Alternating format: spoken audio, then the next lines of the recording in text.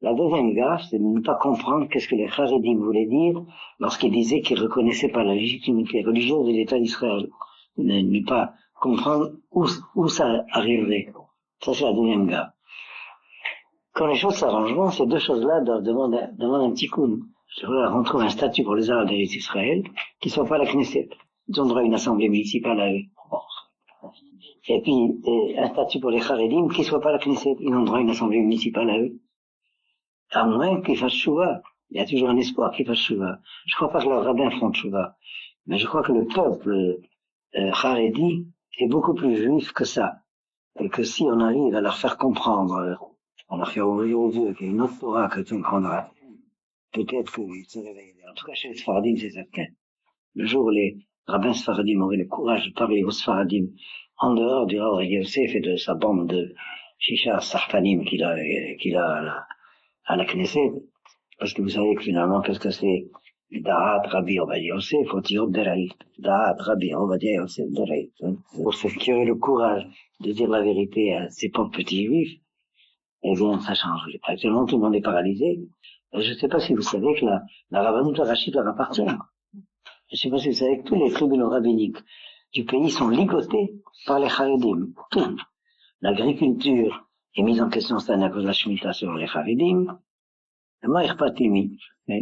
Mais tout le reste, il y a plus de 3000 dossiers de conversion qui sont bloqués partout. Okay, ça veut dire 3000 familles qui n'ont pas d'avenir, et enfin, des énormités, quoi. Et alors, je crois que il faut vraiment se réveiller de tout ça. Et puis, quitter cette peur superstitieuse des barbes. Moi aussi j'ai une barbe, mais c'est pas la même. C'est absolument ultime que l'État sioniste est à sa tête un gouvernement qui se base sur une majorité arabe. Et avec la pointe de pied d'anti-sionistes les pires ennemis de l'État d'Israël. Ça a été la Haredim. Depuis toujours. Et je veux dire, c'est très grave parce que ils ont été responsables d'énormément de malheurs de ces derniers siècles. Cette tendance à la Haredim. En particulier, la responsabilité, bien sûr, indirecte pour la Shoah est énorme. Et seulement, on ferme les yeux là-dessus. Mais, surtout, il y a quelque chose de beaucoup plus grave. Ils ont inventé une forme de judaïsme qui consiste à être parasite des goïms chez qui on vit. Et ils ont continué à être parasites, mais cette fois d'Israël. Et les mots, à la fin, c'est parasite, un point. On n'a jamais eu le courage de dire la vérité.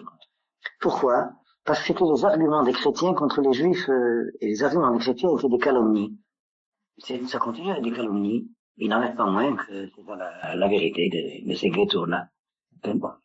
Il faut avoir le courage de le dire. Pourquoi ne pas tenter de faire révolter ces juifs religieux contre les rabbins?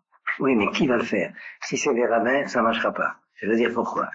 Parce qu'ils sont encore dans une espèce de type de respect superstitieux de leur propre rabbin, qui fait que si d'autres rabbins parlent, ils les écouteront pas. Il faut que ce soit des chefs politiques. Mais n'espérez pas du tout que le Kahal de chasse de Israël entendra un quelconque rabbin autre que le leur. C'est évident.